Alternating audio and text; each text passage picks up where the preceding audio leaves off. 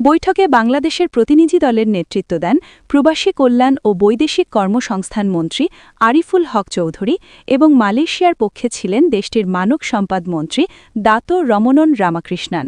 এ সময় বাংলাদেশের প্রধানমন্ত্রীর উপদেষ্টা মাহদি আমিনও উপস্থিত ছিলেন।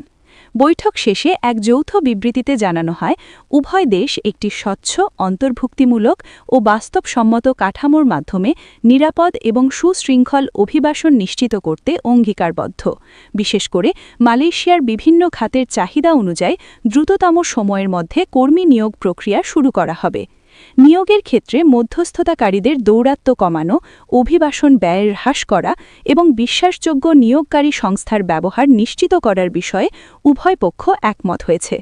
মালয়েশিয়া এই বৈঠকে একটি এআই ভিত্তিক বা প্রযুক্তি চালিত নিয়োগ ব্যবস্থা চালুর উদ্যোগের কথা জানায়, যার মাধ্যমে আন্তর্জাতিক শ্রম সংস্থার নির্দেশিকা মেনে শ্রমিকদের জন্য শূন্য অভিবাসন ব্যয় নিশ্চিত করা সম্ভব হবে।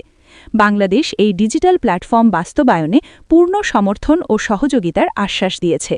এছাড়া উভয় পক্ষ মানব পাচার সংক্রান্ত আইনি মামলা এবং অনিয়মিত কর্মীদের সমস্যা মোকাবিলা সহ শ্রমিকদের দক্ষতা উন্নয়ন ও প্রশিক্ষণে পারস্পরিক সহযোগিতা বৃদ্ধির বিষয়ে বিস্তারিত আলোচনা করেছে।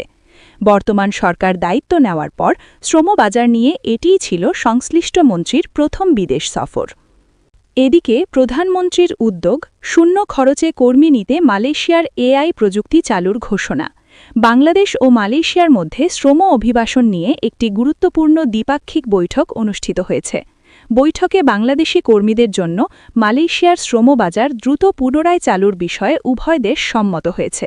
এর পাশাপাশি কর্মীদের অভিবাসন ব্যয় শূন্যে নামিয়ে আনতে এবং মধ্যস্থতাভোগীদের দৌরাত্ম্য কমাতে কৃত্রিম বুদ্ধিমত্তা বা এআই নিয়ন্ত্রিত নতুন প্রযুক্তি নির্ভর নিয়োগ ব্যবস্থা চালুর ঘোষণা দিয়েছে মালয়েশিয়া।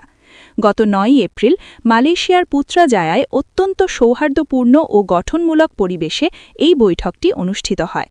মালয়েশিয়ার পক্ষে প্রতিনিধি দলের নেতৃত্ব দেন দেশটির মানব সম্পদ মন্ত্রী দাতো শ্রী রমনন রামাকৃষ্ণান। অন্যদিকে বাংলাদেশ প্রতিনিধি দলের নেতৃত্বে ছিলেন শ্রম ও কর্মসংস্থান এবং প্রবাসী কল্যাণ ও বৈদেশিক কর্মসংস্থান মন্ত্রী আরিফুল হক চৌধুরী এমপি। এ সময় তার সঙ্গে উপস্থিত ছিলেন প্রধানমন্ত্রীর উপদেষ্টা মাহদি আমিন। বৈঠক শেষে দেওয়া এক যৌথ বিবৃতিতে জানানো হয়, মালয়েশিয়ার বিভিন্ন খাতের চাহিদার ওপর ভিত্তি করে বাংলাদেশি কর্মীদের জন্য শ্রমবাজার দ্রুত পুনরায় খোলার বিষয়ে উভয় দেশ একমত হয়েছে। একটি সুষ্ঠু, নৈতিক ও স্বচ্ছ নিয়োগ প্রক্রিয়ার মাধ্যমে এটি সম্পন্ন করার প্রতিশ্রুতি দেওয়া হয়েছে। মধ্যস্থতাভোগীদের প্রভাব কমানো, অভিবাসন ব্যয় হ্রাস করা এবং আটকে পড়া কর্মীদের নিয়োগ প্রক্রিয়া দ্রুততর করার জন্য কাঠামোগত সমস্যাগুলোর সমাধানের বিষয়েও বৈঠকে জোর দেওয়া হয়।